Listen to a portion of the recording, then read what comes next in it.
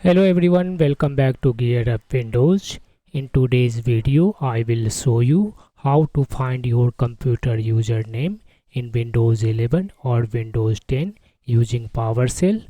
Sometimes you may need to know your computer username while running commands, troubleshooting issues, or managing user accounts.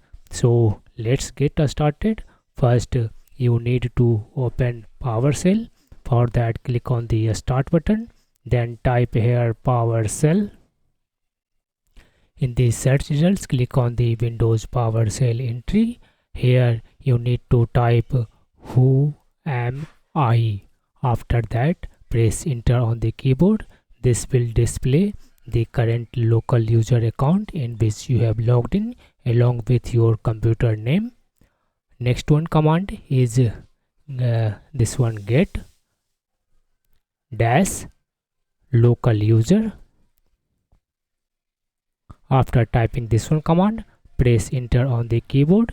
This command will display a list of all user accounts on your computer along with their status, if it is enabled or disabled. That's it. This is how you can find your computer username and view local users using PowerShell in Windows 11 or Windows 10. Thanks for watching.